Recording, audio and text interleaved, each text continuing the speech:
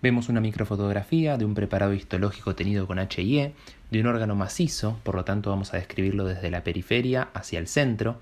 En la región más periférica nos encontramos con este aumento un poco difícil de evidenciar, con un tejido acidófilo de baja densidad celular, de abundante matriz extracelular, que corresponde a tejido conectivo colágeno denso no modelado que recubre a todo el órgano y forma su cápsula.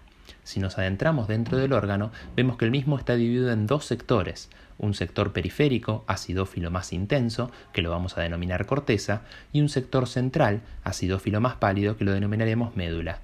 En la corteza no solamente nos encontramos con múltiples estructuras tubulares cortadas en diferentes incidencias de corte, sino que también tenemos estructuras macizas, redondeadas, que vamos a ver con mayor detalle en la próxima imagen. Por el contrario, en la médula, acidófila más pálida, solamente nos encontramos con múltiples estructuras tubulares en diferentes incidencias de corte. Si ponemos atención en la imagen de la esquina superior izquierda, que es un detalle de la corteza de este órgano, vemos la estructura maciza redondeada que habíamos descrito anteriormente y nos damos cuenta que están formadas por múltiples células, en su mayoría endoteliales, teniendo en cuenta que no es ni más ni menos que un ovillo de capilares enrollados sobre sí mismos. Esta estructura se denomina glomérulo renal y nos hace el diagnóstico de este órgano, que es el riñón. La unidad estructural y funcional del riñón es la nefrona, encargada de filtrar, reabsorber y secretar sustancias de la sangre para formar la orina.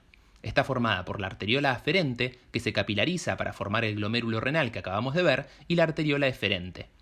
Rodeando el glomérulo tenemos a la cápsula de Bowman, que conjuntamente con el glomérulo renal, ambas estructuras forman el corpúsculo renal.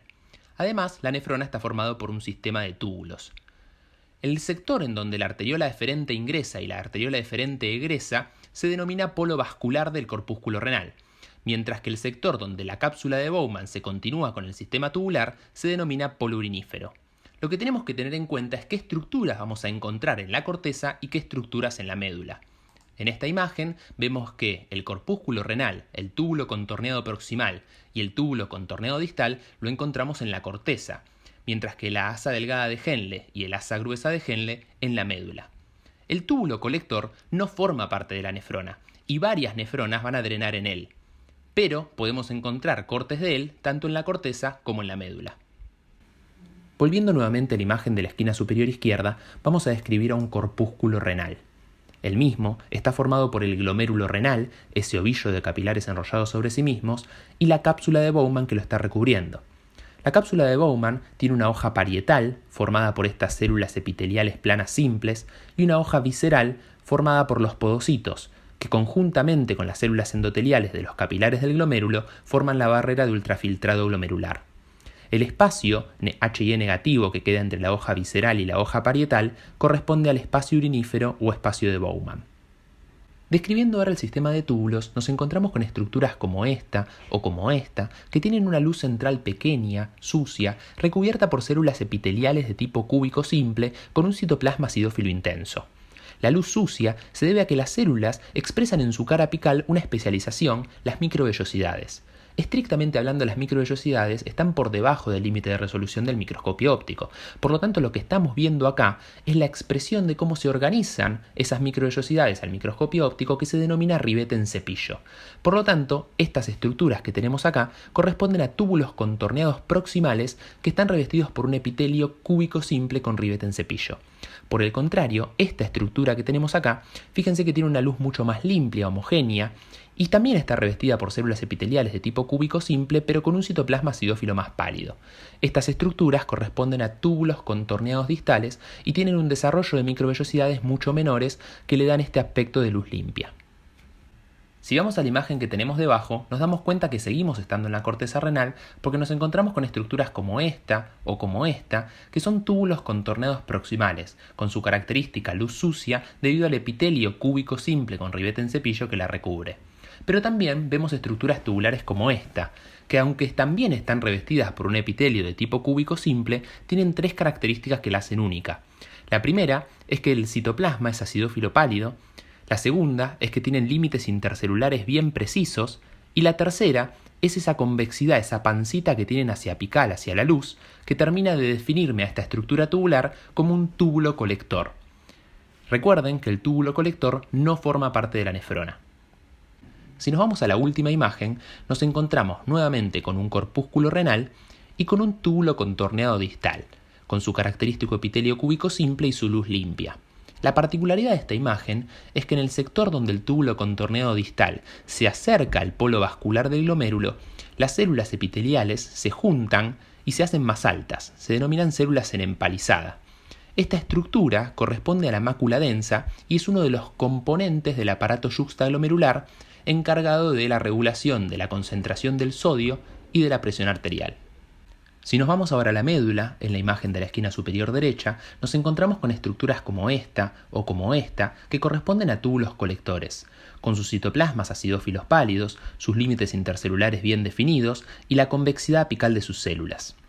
Además, vemos estructuras como esta o como esta, que están revestidas por un epitelio de tipo cúbico simple y sus núcleos se encuentran en la región apical de las células.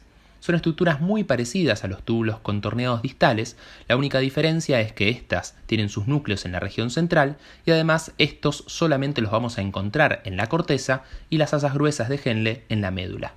Si nos vamos a la imagen que tenemos debajo, también de la médula, nos encontramos con estructuras tubulares como esta o como esta, que están revestidas por células epiteliales planas simples. Lo que sucede es que como el corte es transversal, los núcleos los vemos redondeados y fíjense que protruyen ligeramente hacia la luz y vemos un reborde acidófilo que los envuelve que corresponde al citoplasma de cada una de estas células. Estas estructuras son asas delgadas de Henle. Muchas veces se las confunden con capilares sanguíneos, que están marcados acá con flechas rojas, pero fíjense que al corte transversal, los capilares tienen solamente una célula endotelial, diferente de las asas delgadas de Henle, que tienen 2 o más células. Por último, en la última imagen, nuevamente vemos a un túbulo colector, con los límites intercelulares definidos, el citoplasma acidófilo pálido y la convexidad apical, y acá una asa delgada de Henle, con su epitelio plano simple y los núcleos protruyendo hacia la luz. Nuevamente nos encontramos con una microfotografía de un preparado histológico tenido con HIE, pero en este caso de un órgano hueco. Fíjense que tenemos una amplia luz central, por lo tanto vamos a describirlo desde la luz hacia la periferia. Vamos a ver esta imagen, que es un corte a mayor aumento de la de arriba, y nos encontramos que en contacto con la luz lo que tenemos es un tejido de alta densidad celular y escasa matriz que corresponde a epitelio. Si lo tenemos que clasificar, diríamos que es un urotelio, teniendo en cuenta las características células en paragua, apicales, bien acidófilas, y las células en raqueta, más basales, con su halo perinuclear alrededor. Por debajo nos encontramos con un tejido acidófilo de escasa densidad celular y abundante matriz que corresponde a tejido conectivo colágeno laxo y que están formando el corion o lámina propia y que conjuntamente el corion o lámina propia con el urotelio forman la mucosa de este órgano. Por debajo lo que tenemos es un tejido acidófilo más intenso con unas células que tienen unos núcleos muy característicos, alargados, de cromatina laxa, de bordes romos, que corresponden a núcleos de músculo liso. Fíjense que acá tenemos cortes de núcleos de músculo liso transversales, que los vemos redondeados, mientras que en este sector los encontramos longitudinales. Por lo tanto, vamos a decir que este órgano tiene una capa de músculo liso longitudinal interna y una capa circular externa. Lo más externo que nos encontramos, volviendo a la imagen que teníamos arriba, es este tejido acidófilo de escasa densidad celular, que corresponde a tejido conectivo colágeno laxo, con vasos sanguíneos, tejido adiposo, que corresponde a la adventicia. Teniendo en cuenta esto, vamos a hacer el diagnóstico de este órgano que es uréter. Por último, en estas microfotografías vemos un órgano hueco. No es estrictamente un corte transversal completo del órgano, sino solamente un fragmento de su pared, pero vemos acá una luz y todo esto la pared del órgano. Vamos a describirlo entonces desde la luz hacia la periferia. En contacto con la luz nos encontramos con un tejido de alta densidad celular y escasa matriz, que acá lo vemos con mayor aumento y acá con mayor aumento incluso, que corresponde a un tejido epitelial. Si lo describimos vemos que tiene múltiples estratos, las células apicales tienen una convexidad típica y una acidofilia bastante intensa, que corresponde a las células en paraguas, mientras que las células que tenemos más basales tienen un halo perinuclear pálido alrededor del núcleo y tienen esta morfología típica en raqueta. Por lo tanto, este epitelio es un epitelio de tipo urotelio. Por debajo nos encontramos con un tejido acidófilo de escasa cantidad de células y abundante matriz, que corresponde a tejido conectivo colágeno laxo y está formando la lámina propia de este órgano y conjuntamente con el epitelio forman la mucosa. Debajo de la mucosa de este órgano nos encontramos directamente con un tejido acidófilo bastante intenso, mucho más intenso que el tejido conectivo, que corresponde con tejido muscular liso. En este órgano en particular no vamos a tener capas bien definidas de músculo, sino que vamos a tener múltiples fascículos cortados en diferentes incidencias, tanto longitudinal, transversal como oblicua. La última capa de este órgano corresponde a este tejido menos acidófilo, que es tejido conectivo colágeno laxo. También podemos encontrar algunos vasos y tejido adiposo y nervios, y asociado con este tejido conectivo, dependiendo del sector del órgano que estemos evaluando, podemos encontrar un tejido epitelial plano simple que corresponde al mesotelio, y que conjuntamente con el tejido conectivo submesotelial forman la serosa del órgano. Con estas características podemos hacer el diagnóstico de este órgano, que es vejiga.